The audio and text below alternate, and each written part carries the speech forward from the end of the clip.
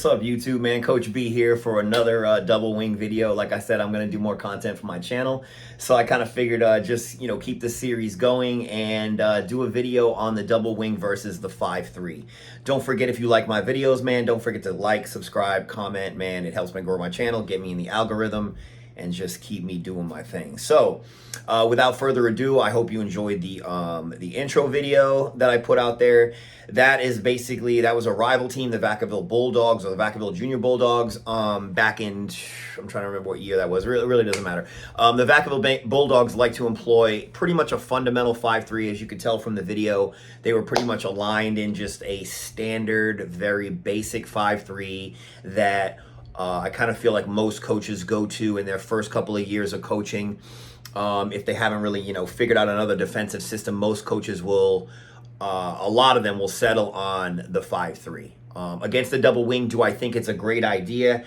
Absolutely not, because I think the 5-3 presents numerous advantages to the double wing, again, because of how many linemen we have on the line, but also specifically because of the alignment. Today, in talking about the 5-3, once I get to the whiteboard, I'm going to just talk about something called the Atman adjustment that is pretty unique in how I block my plays using the Good God blocking system. Again, I market my system, I market my playbook. I did not invent the Good God system. I merely took that blocking system, which was part of a fundamental double tight double wing attack, and I morphed it in with what I run with the gun wing. So I kind of do some stuff out of shotgun. Not in this video, but in my YouTube compendium of videos, there's a lot of different stuff. Also in the intro video, you saw I do a little read option stuff. I do read option out of the double tight double wing, kind of like the service academies. I'm a big fan of the Air Force, Navy games, and specifically it's because they typically, military colleges don't have the linemen can't be that big because they won't pass military standards, so they have smaller linemen. So, and the Air Force leads the NCAA in rushing almost like every year, and it's because all they do is run the ball, and they use a double wing type offense. It's a lot more read option. It's a lot quicker. Obviously, they're faking to the fullback on almost every play. The fullback doesn't really wedge or anything like that, because it's college. But you can still use these concepts at this level, of the double wing. The Air Force pulls on every play, Navy pulls on every play. Their blocking schemes are absolutely, insanity when it comes to running this offense. So I base a lot of what I do on what I see on Saturdays occasionally. The NFL is just obviously too far gone in a vertical offense and passing to really have this be a viable thing. But today, again, we'll talk about the 5-3, we'll talk about the Atman adjustment, and I'll talk about why a basic double tight double wing attack should be able to just tear through the 5-3. There's very specific things in why that is. I don't think it's a sound defense to use against the double wing. I think that you'll lose 9 out of 10 times to a good double wing team if you try to employ this defense. And again, guys on offense that are running my system or running another double wing system, just know that the 5-3 offers you distinct advantages on the offensive side of the ball. So without further ado, let's go to the whiteboard, man, and let's get to discussing it. All right, everybody, over to the whiteboard. Okay, so first of all, I'm going to discuss some stuff about the 5-3. As you can see, it's a basic 5-3. You have a nose tackle. You have tackles heads up over my offensive tackles. You have your ends, which are basically about one step or one gap outside the tight ends, which is, where they traditionally are. Where this corner is can, vary. Sometimes they put them out wide. Sometimes they bring them in tighter and key your wings. This is how I number my backfield. My 3-back is on the left. My 1-back is my quarterback. My 4-back is my fullback. And my right wing is my 2-back. And I've listed my guys on the right side of the line. I'm going to be documenting 34 power, and I'm going to go over the Atman adjustment in a little bit and tell you why that is. But first of all, let's discuss wedge. First of all, so the 5-3 I do not think is a valid sound defense against the double wing. And as you saw in the beginning video, I ran wedge against them a couple of times. Now, I'll just tell you, in that video, this kid right here that plays nose tackles was in the video was Jake Levengood, who actually went on to He just played for Oregon State. He's their center. He's like 6'6", like 280 pounds. This kid in that game was a beast, and he was probably the best defender on the field, maybe except for the middle linebacker who ended up going to play fullback for the Air Force Academy and just graduated. So shout out Jake Levingood at nose tackle, and and Duvall Jackson, who played as the fullback for Air Force. So basically stacked right here. They had two monsters that are going to go on and have collegiate careers, and they're playing in youth ball. The issue is that this nose tackle provides a little bit of resistance for the center. When my kids wedge, if there's no nose tackle, I tell my center to basically stand up and lean back and feel your guards as your guards come and link up with you, and then you just feel the push, and you just keep, you keep your hips low and your feet chopping, and you just feel the push. But what happens is when the center snaps the ball and he has a nose tackle in front of him, it provides a little bit of resistance so he can kind of lean on the nose tackle. And what that allows the rest of the wedge to do is form a really tight V. It just gets all the kids compressed into a really nice tight V. It doesn't run away too quickly, because wedge plays work sometimes because the V forms up and the foreback just gets, normally in a wedge, my foreback would be over here. I always offset him to the left for wedge. But he just tucks into this V. The one back just hands the ball off. He gets up in there. But the compression that's allowed by having a nose tackle is what allows that V to kind of form up, because it forms up a little slower than if there's no kid right here. So wedge goes super hard. These tackles usually end up just bouncing off the V as it goes by. The ends, because of the XX action in the backfield, the ends usually come up field and they're just looking around. They don't know what's going on. And the wedge is just going up the field. So wedge goes hard against the 5-3. Do not hesitate to use the wedge. The only thing their nose tackle could do to slow down your wedge is to start firing directly into your center's legs, which if that happens, you should just go away from using the wedge until they stop, period. Don't try to force a round peg through a square hole. Sorry about that, I gotta adjust this camera. Don't try to force a round peg through a square hole. Now, the issue with the 5-3 is bigger than this when it comes to your core plays, not like wedge. So we'll just discuss Ray 34 power, and specifically how I employ it with the Good God blocking system. The Good God blocking system that I market in my playbook and in my coaching manual uses a system of what's called the Atman. So on Ray 34 power, it's telling you that the 3-back is getting the ball and he's taking it to the 4-man, okay? I don't number holes, I number kids, because holes are static and kids are dynamic, they move. So this 4-man, he still is the aiming point. Like when you tell kids run to the 4 hole, as soon as they take one step, there's no more a 4 hole. But if I tell him I want his aiming point for his run to be on the outside hip of the 4-man, no matter where the 4-man goes, he still has an aiming point, okay? So now with this blocking system, if I call Ray 34 power, the Atman determines the blocking on the front side of the line. So your Atman is always blocking good. So his rule is gap on, outside gap down. He comes to the line. There's no man in his gap. The next progression is on. There is a man on. So he automatically knows he's blocking this guy, okay? Now, again, with part of this system, anybody who is inside the Atman is blocking God. Gap on, down, okay? So he comes to the line. Is there a guy in his gap? No. Is there a guy on him? No. Is there a guy down? Yes, because a down block is anyone who is on your inside neighbor. The center is always blocking man on, man away. All right.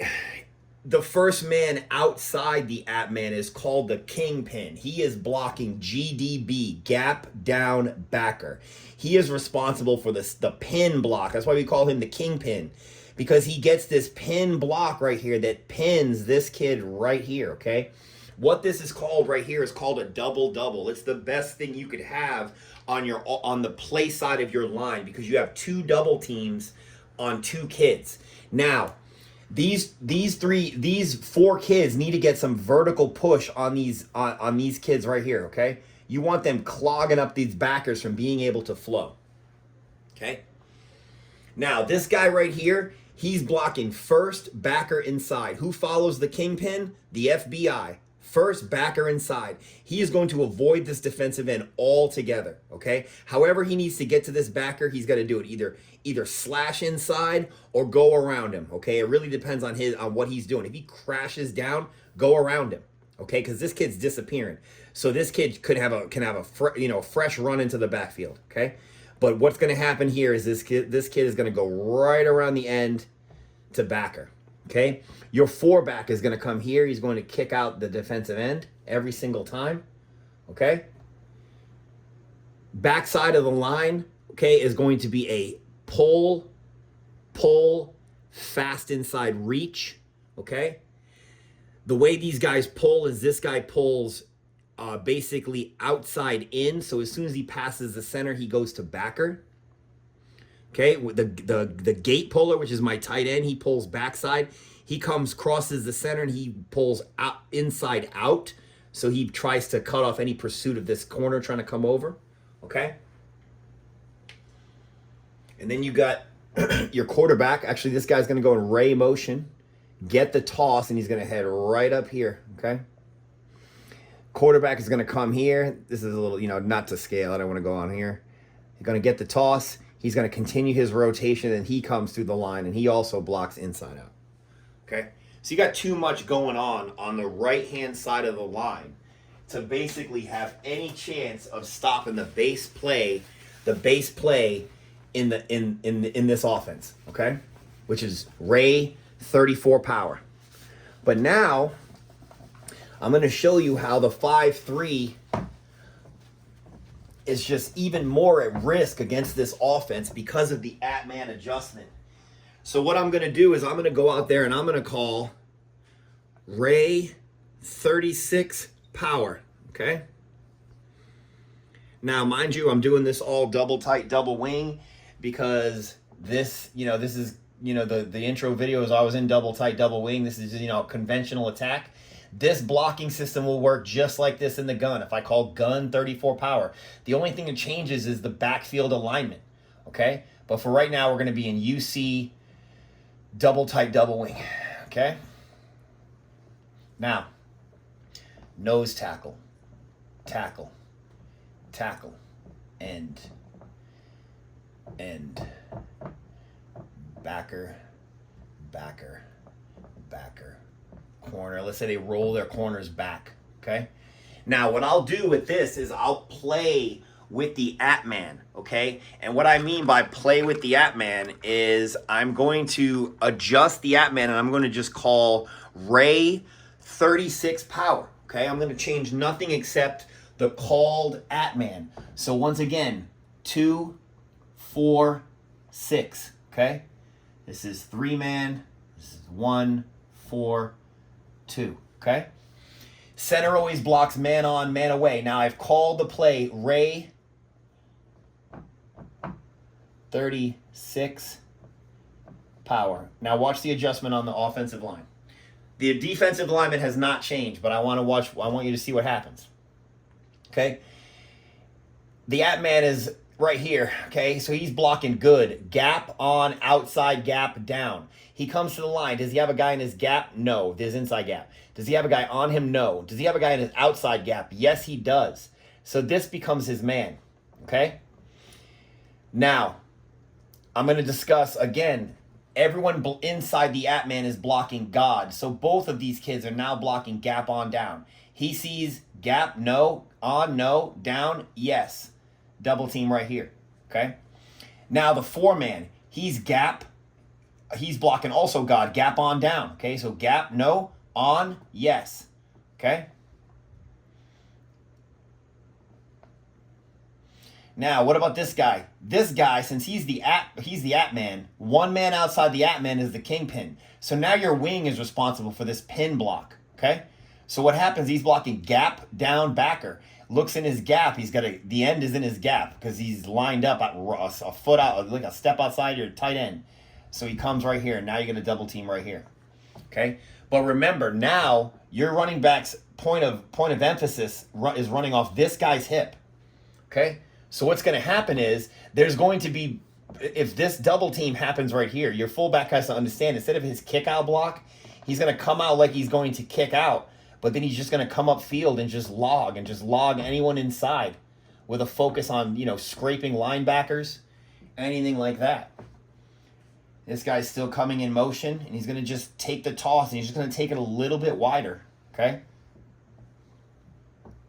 Same thing here. Toss, come through, blocking inside out. Backside guard pulls, blocking outside in to backer. You got your fast inside reach tackle. You got your gate puller, pulling out, blocking inside out. Maybe the safety peels off, blocks his safety. Okay? But with the Atman adjustment moving up and down the line, you change that Atman, the blocking adjusts itself. Okay? If you start getting end squeezing in, if this kid squeezes in and goes to an on block, same thing happens, because this kid's still blocking gap down backer. If he goes straight up on your tight end, which a lot of teams will try to do, put an end heads up, expecting that he's just going to stone this four-man, then just make the call, make the play call one step wider, and now you're off to the races with rolled back corners. You know, this system works. Regardless, I wouldn't say regardless of your blocking preference, whether you do severe angle blocking, whether you're rules blocking. Some people come out in like a, you know, a kind of like a god or a gap down on type of thing. But if you stress rules blocking, your kids can understand this, and they understand how moving the Atman changes the blocking scheme in the front, then you'll essentially be unstoppable. If you have a team, you can teach this as a young age, and they move up with you, and year after year they gain more experience in understanding how this moving Atman can work. You can move the Atman and call Ray 32 power, and then this becomes your Atman. Okay? And then this kid is blocking gap down backer. This kid is blocking first backer inside, and then this kid is blocking backer to safety. Okay? And you're going to just run a power real tight. There's a lot of flexibility in the good God blocking system. There's a lot of flexibility in the double wing and the gun wing. So this is why I don't think the 5-3 is the best idea. Again, you'll have a traditional double-double if you just run a 34 power, and then you'll just let the end come up and get kicked out. Or you can run 36 power, one hole wider. And again, this flip-flops to the other side. This would be 3-5-7. All of this changes. Everything flips to the other side. So the whole entire line needs to understand, when you're the called Atman, everyone around you needs to understand their relationship to the Atman. Hope you enjoyed the video, man. See you for the next one.